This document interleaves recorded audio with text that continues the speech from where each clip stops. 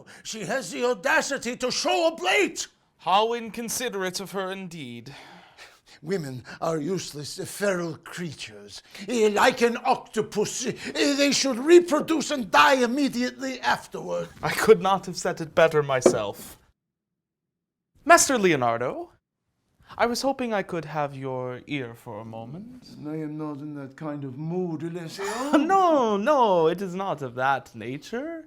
You know I only whisper sweet nothings when the... Hilarious.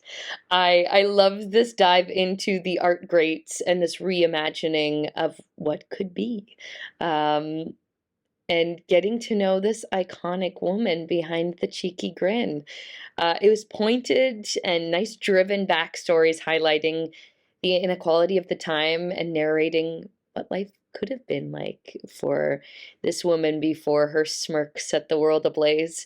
The comedic text was balanced brilliantly by the actors, a deft little tennis match, and they really captured a lovely, fiery passion behind Mona Lisa. And now, whenever I see the painting, that's all I'm going to think of. But I thought the set dressing was great. It was immersive because I believed in the actors. I believed in the costuming. The world building was excellent, and it allowed for some of the cheekier humor. It was a nice release from that. But they sold it really brilliantly. So I love this piece, and I loved the title card and the ending. I thought that was really visually pleasing. I thought that kind of flipping the historical characters on their head was very humorous, but also kind of educational, and really reminds us today of progress made for gender equality, but also re-inspires us to continue to fight for true equality. I thought that, as a final note, I thought that the props that were used were really helpful in telling the story. It sets the time period. There was a sketch of the Mona Lisa going on. And I thought that it was just very indicative of not only the time period, but also kind of helped move the story along as well. It was witty, comical, a simple setting with just a few characters, and I really enjoyed how Lisa was given a voice. I like the concept of her trying to communicate what it's like for a woman in that day, in that era.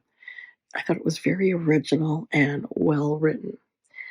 And I think that the humor really communicated well to the audience of how little regard there was for women, and that it helps to get the message across for the filmmaker. Loved the history in it. The filmmakers really went through and put their research into it while putting in contemporary topics as well.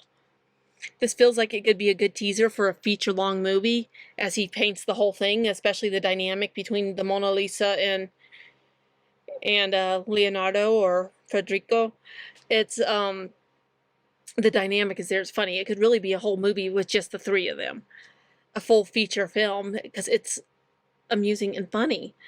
And it is one of the most famous paintings in the world. So it is nice to think of the background story of it, especially since there's a lot of mystery. This film, all the comedic moments hit, everything else, it was really quite funny and quite perfect. If this is like a historical thing where it's like, oh, this is the story, then that's cool. I think that's a really great idea. Even if it's not, I think that's a great rewriting of history. I think it's great. I think it was really a clever idea, well executed is a way to put it. I thought all of the actors did great. I think she really shined. The actress playing Mona Lisa really shined. It just kind of showed like a brief story in the Renaissance era about like a painter and his model, and it just gave her the sense like she's just not only a model, but she's like a real figure like in life, and that's kind of like a good like theme and idea to put into like that kind of short and it's not like a serious drama. It's pretty lighthearted and comedic.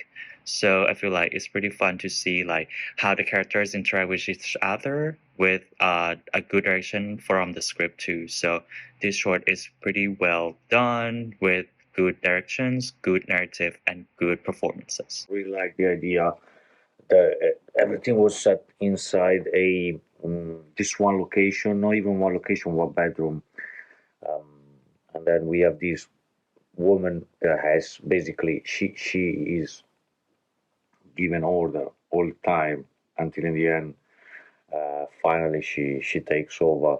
Uh, and also we have this final twist where basically the portrait is the Mona Lisa from Da Vinci. I think it was very cool, especially the fact that the film was shot in a very indie style, as I said, like in one location, just a few actors, no extras, etc. But in the end, it turned out to be a very powerful story, especially from a female perspective and point of view, with the final twist, which was really unexpected.